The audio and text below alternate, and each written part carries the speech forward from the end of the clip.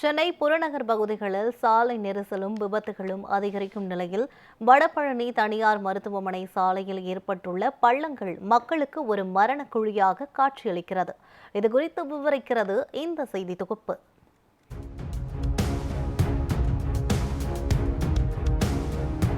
தமிழகத்தின் தலைநகராக இருக்கும் சென்னை வளர்ச்சியின் உச்சக்கட்டத்தை நோக்கி செல்கிறது. மெட்ரோ, நவீன போக்குவரத்து சேவை, பல்லாயிரக்கணக்கான கட்டிடங்கள் என நவீன நகரமாக உருவெடுக்கிறது. ஆனால் இந்த வளர்ச்சியின் நடுவில் வடபழனியைப் போல சில பகுதிகள் இன்னும் பின்னோக்கி நகர்ந்து கொண்டிருக்கின்றன. முருகன் கோவிலுக்கு புகழ்பெற்ற வடபழனி பகுதி மெட்ரோ ரயில் நிலையம், பேருந்து நிலையம், மருத்துவமனை மற்றும் பல முக்கிய சாலைகளை இணைக்கும் பகுதியாகவும் உள்ளது. ஆனால் இவ்வளவு சிறப்புகளை கொண்ட இந்த சாலையின் நிலைமையானது மக்களின் வாழ்வை கேள்விக்குறியாக்கும் அளவுக்கு மிகவும் மோசமாக உள்ளது. சென்னை மாநகரம் முழுவதும் மெட்ரோ ரயில் பணிகள், சாலை சீரமைப்பு பணிகள் என சாலைகளில் பல்வேறு பணிகள் நடைபெற்று வருகின்றன. இந்த நிலையில் நகரத்தில் 1/4 சாலை மட்டுமே சீரமைக்கப்பட்டு மக்களின் பயன்பாட்டுக்கு ஏற்ற வகையில் உள்ளது. மீதமுள்ள அனைத்து சாலைகளும் குண்டும் குழியுமாக மக்களுக்கு மரண குழியாகவே காட்சியளிக்கிறது. அந்த வகையில் வடபழனி பேருந்து நிலையம் அருகே உள்ள தனியார் மருத்துவமனை சாலையானது மக்களுக்கு தினம்தோறும் ஒரு சவால் நிறைந்த மரண குழியாகவே காட்சியளிக்கிறது. கடந்த 6 மாதங்களாக குண்டும் குழியுமாக பராமரிப்பு இன்றி காணப்படும் இந்த சாலையில் தினமும் லட்சக்கணக்கான வாகனங்கள் செல்கின்றன. பல முக்கிய சாலைகளை இணைக்கும் இந்த பாதையானது இன்று ஒரு உயிர்கொல்லியாகவே மாறியுள்ளது. வெயில் காலங்களில் தூசி நிறைந்த ஒரு புழுதி காடாகவும், மழை காலங்களில் தண்ணீர் தேங்கும் குட்டையாகவும் மாறுவதாக மக்கள் குற்றம் சாட்டுகின்றனர். இது மாதிரி இருந்தால் அப்புறம் மக்கள் எவ்வளோ கஷ்டப்படுறாங்க. அதை கொஞ்சம் அரசாங்கம் நல்லா பண்ணி கொடுத்தா சந்தோஷமா இருக்கும். 1 மந்த்தாக மழை பெஞ்சிருந்தா அப்படி தான் குண்டு குழிமா ஆகிடுது. உடனே அதை கவர்மெண்ட் பார்த்து கொஞ்சம் சரி செய்ய வேண்டியது. இதுனா மெயின் ரோடு தானே, மெயினில் தானே.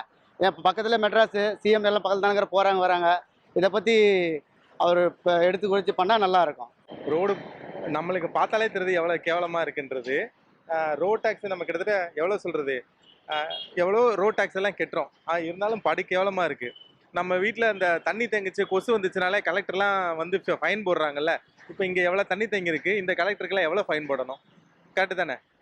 அது போக இதுக்குன்னு எத்தனாயிரம் கோடியோ ஒதுக்கியிருக்காங்க.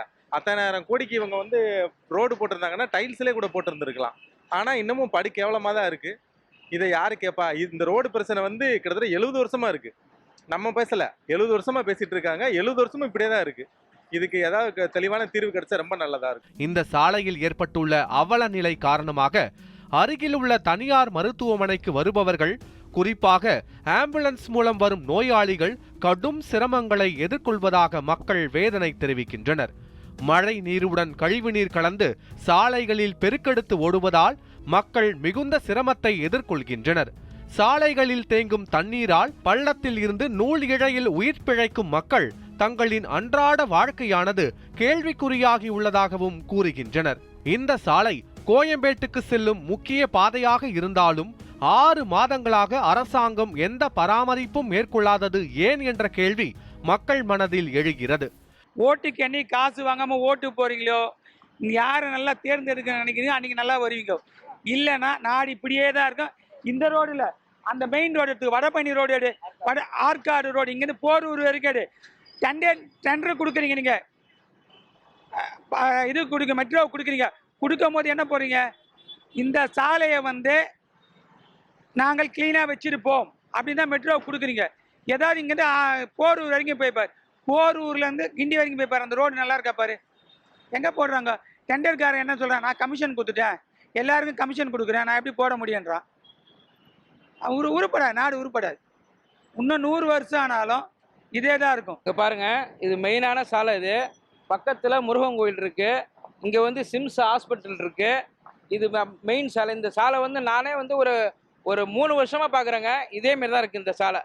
இதில் வந்து மெயினான சாலைங்க. இது 3 வருஷமாக இதில் குண்டும் குழியுமா தண்ணி தேங்கிட்டே தான் இருக்குது. இதில் என்ன காரணம்? இது செப்டி டேங்க் உடைஞ்சிருக்கா? இது என்ன காரணம் தெரியல. இங்கெல்லாம் பல அரசியல் தலைவர்கள் இருக்காங்க, இதை கண்டுக்கவே மாட்டுறாங்க. இது நல்ல நடவடிக்கை எடுக்கணும்னு நான் வந்து இந்த 7 தொலைக்காட்சி மூலமா நான் கேட்டுக்கிறேன். ஒரு நல்ல ஐடியா பண்ணுறாங்க. இந்த இடத்த பாதுகாக்கணுங்க. நிறைய பேர் விழுந்து இந்த இடத்துல அடிபட்டு ஆக்சிடென்ட் ஆகுறாங்க. பக்கத்துலேயே வடபழனி தான் பாருங்க, கார் மாட்டிட்டு பாருங்க, பார்க்குறீங்களா? இதாக பாருங்க, இப்போ பேசிட்டே இங்கே ஒரு கார் மாட்டிருக்கு பாருங்க. எவ்வளோ பெரிய ஒரு இந்த பாருங்க, எவ்வளோ பெரிய இதை பாருங்க. இந்த இந்த அரசாங்கம் இதை உடனே கண்டுக்கணுங்க. இதை பாருங்க, மாட்டிட்டு பாருங்க, கார் மாட்டிட்டு பாருங்க. நீஸ் எடுத்துருக்கும் போதே கார் மாட்டிட்டு பாருங்க. இதை பாருங்க, எவ்வளோ புழிய பாருங்க, ஒரு பள்ளம் பாருங்க. பக்கத்தில் சாலை, பக்கத்தில் முருகன் கோயில், பக்கத்தில் ஹாஸ்பிட்டலு, எல்லாமே மெயின் சாலை இதுமாரி இருக்கு பாருங்க. இங்கே பாருங்க, இந்த சாலை நானும் வந்து ரொம்ப நாளாக பார்த்துட்டு இருக்கிறேன். கொஞ்சம் கூட நடவடிக்கை எடுக்கவே மாட்டுறாங்க. யாருன்னா வந்து பார்த்து நான் கூட ஒரு நடவடிக்கை எடுத்தால் ஒரு ஆபத்து வராமல் இருக்கும், என்ன அசம்பவம் வராமல் இருக்கும். எல்லாம் மனுஷங்க தானே, கொஞ்சம் கூட யோசிக்க மாட்டுறாங்க. நானும் பார்த்துன்னுக்கிறேன், கீழே சில பேர் விழுகுறாங்க, சில பேர் ஆம்புலன்ஸ் போகுது. ஆம்புலன்ஸு எவ்வளோ பெரிய முக்கியமானது, ஒரு மனுஷனுக்கு உயிர் தானே. அதையே இவங்க நடவடிக்கை மாட்டுறாங்க. பக்கத்தில் சிஎம்சி ஹாஸ்பிட்டலு, முருகன் கோயில் பக்கத்தில் இருக்குது. இது எல்லாமே ஒரு நாளைக்கு ஒரு 10,000 வண்டி போயிட்டு வந்துன்னு இருக்குது. இந்த மாதிரி இருக்குது. இதெல்லாம் என்னன்னு சொல்லி தெரியல. கொஞ்சம் நடவடிக்கை எடுத்தால் நல்லா இருக்கும்னு நினைக்கிறேன். நான் தயவுசெய்து இந்த 7 தொலைக்காட்சி மூலியமாக நான் என் கோரிக்கை வைக்கிறேன். மேலும் சாலையில் மழை நீருடன் சேர்ந்து கழிவுநீர் கூட தேங்கி இருப்பது, அந்த கழிவுநீர் எங்கே இருந்து வருகிறது என்பது பொதுமக்களின் பெரும் சந்தேகத்தையும் கவலையையும் ஏற்படுத்தியுள்ளது. நாளுக்கு நாள் இந்த சாலையில் சாலை விபத்துக்கள் அதிகரித்து நகரத்தின் வளர்ச்சிக்கு பெரும் தடையாகவும் மாறியுள்ளது. இதனால் வடபழனி பகுதியில் வசிக்கும் மக்கள் மற்றும் அந்த தனியார் மருத்துவமனைக்கு வரும் நோயாளிகள் உடனடியாக இந்த சாலை முறையான பராமரிப்புடன் சீரமைக்கப்பட வேண்டும் என்ற கோரிக்கையை முன்வைத்துள்ளனர். இதனால் அரசாங்கம் பொதுமக்களின் நலனில் அக்கறை கொண்டு உடனடியாக இந்த சாலை பராமரிப்பு பணிகளை மேற்கொள்ள வேண்டும் என்ற கோரிக்கையும் எழுந்துள்ளது. ஒரு புறம் வடபழனி முருகன் கோயில் அமைந்திருக்கிறது, மற்றொரு புறம் தனியார் மருத்துவமனை அமைந்திருக்கிறது. அதற்கு நடுப்புறம் தான் இந்த கரணம் தப்புனா மரணம் என்று மக்கள் மனதில் கூறப்பட்டு வருகிறது இந்த சாலை. ஏனென்றால் இந்த சாலையில் தினம்தோறும் ஒரு விபத்து நடைபெற்றிருக்கிறது. குறிப்பாக இந்த சாலை முழுவதும் முறையான பராமரிப்பு இல்லாமல் குண்டும் குழியுமாக உள்ளதால் இந்த வழியாக செல்லக்கூடிய வாகன ஓட்டிகள் தினம் தினம் ஒரு விபத்துக்கு அடைவதற்கு ஒரு பாலமாக இருக்கிறது. அதனால் இந்த சாலையை அக்கறை எடுத்து இங்கே வரக்கூடிய இந்த மருத்துவமனைக்கு வரக்கூடிய நோயாளிகளும் நலனும் கருதி உடனடியாக இந்த சாலையை சீரமைத்து தர வேண்டும் என இந்த பகுதியில் இருக்கக்கூடிய மக்கள் கோரிக்கை வைத்துள்ளனர். நியூஸ் 7 தமிழ் செய்திகளுக்காக ஒளிப்பதிவாளர் விக்ரமுடன் செய்தியாளர் ஹரீஷ் மனோகரன்.